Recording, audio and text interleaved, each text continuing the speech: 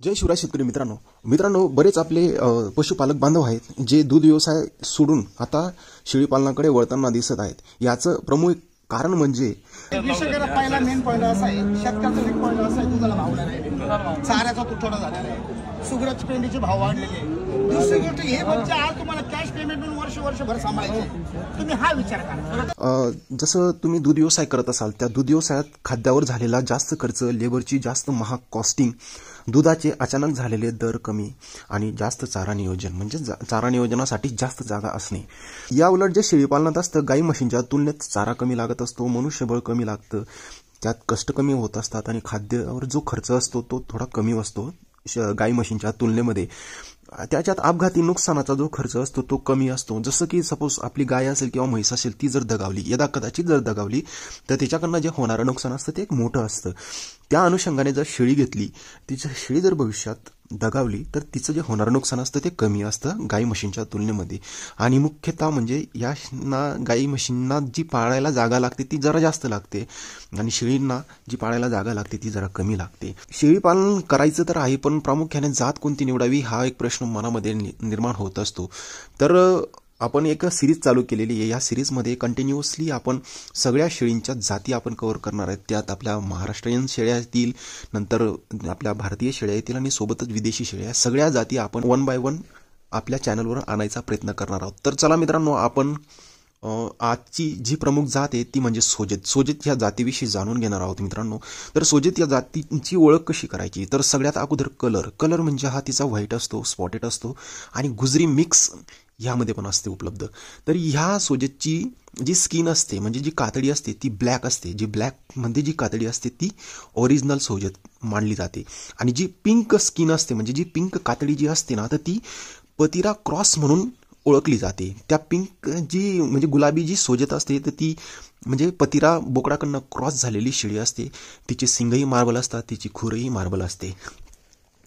प्रामुख्याने ही जात राजस्थानच्या जोधपूर, पिपाड, पाली, सिंधीपुरा, सोजत या ठिकाणी आढळते मित्रांनो।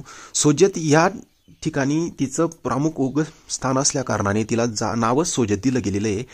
या जातीची वजन वाढ खूप छान असते मित्रांनो आणि हिची उंची ही बरीच चांगली असते।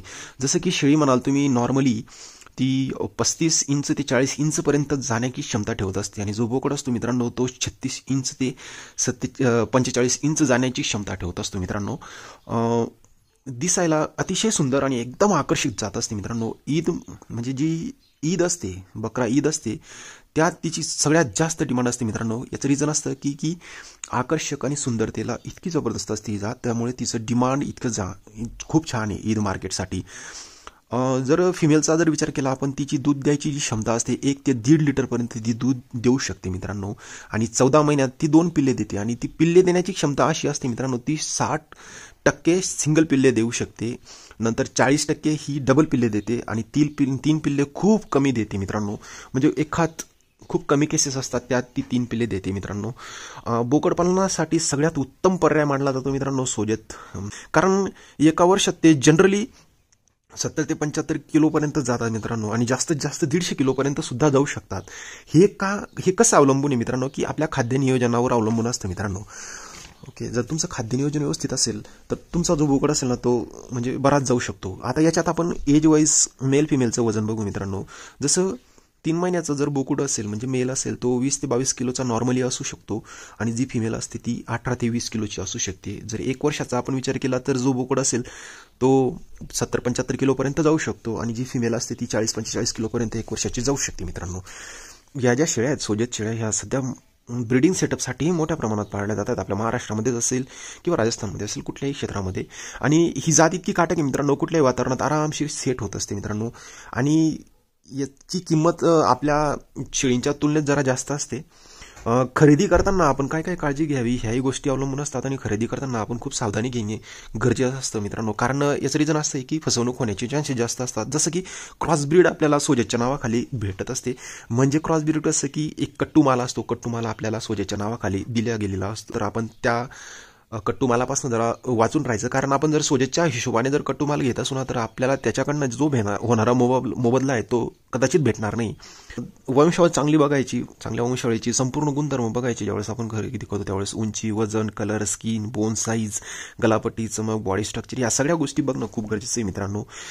तर मित्रांनो यात लसीकरण म्हणजे तुम्ही शेळीपालन कुठलंही करा, त्यात लसीकरण तुमचं प्रॉपर मेंटेन असणं खूप गरजेचं आहे. जसं की तुम्ही PPR मे मध्ये करा, ET पण मे मध्ये करा, HS करा जूनमध्ये, FMD करा सप्टेंबरमध्ये, TT करा डिसेंबरमध्ये, गोट फॉक्स करा तुम्ही डिसेंबरमध्ये. हे सगळं झालं लसीकरण. त्यासोबत तुमचं डिवॉर्मिंग असणं खूप गरजेचं आहे. तुम्ही इंटरनल करा, एक्सटर्नल करा. ओके, तुमचं शेड जे असेल ते स्वच्छ ठेवा मित्रांनो. त्याचसोबत तुम्ही पाण्याचं नियोजन व्यवस्थित करा, स्वच्छ पाणी पाजा. त्याचसोबत जर शक्य झालं तर गुळ पाणी सुद्धा पाजू शकता तुम्ही.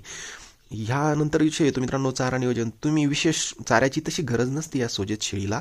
एक वेळेस तुम्ही हिरवा चारा द्या, एक वेळेस तुम्ही त्यांना झाडपाला द्या आणि 2 वेळेस तुम्ही त्यांना सुका चारा द्या. सोबतच खुराक नियोजन. यात खूप जास्त खर्च करायचा पण विषय येत नाही मित्रांनो. जनरली तुम्ही मका भरणा द्या, मिनरल मिक्सचर द्या, कॅल्शियम द्या, लिव्हर टॉनिक द्या गरजेनुसार. तर मित्रांनो ही झाली सोजेत ह्या शेळीविषयी माहिती. आता आपण नेक्स्ट बिटल ह्या शेळीविषयी माहिती जाणून घेणार आहोत मित्रांनो. तर कृपया मित्रांनो तुम्ही अजून चॅनल सबस्क्राईब केलं नसेल तर प्लीज चॅनलला सबस्क्राईब जरूर करा. आणि ही जी माहिती मी सांगितली ही कशी वाटली किंवा ह्या माहितीमध्ये अजून काय तुम्हाला अपेक्षित होतं किंवा अजून काय मी ॲड करू शकतो अशा जर तुम्हाला गोष्टी कळून आल्या तर प्लीज मला कॉमेंट बॉक्समध्ये जरूर कळवा.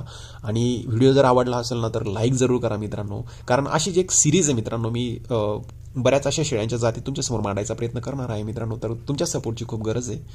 तर कृपया मित्रांनो तुम्ही चॅनलला सबस्क्राईब जरूर करा, व्हिडिओला लाईक करा आणि शेअर करा. आणि आपण इथंच थांबू. जय शिवराय.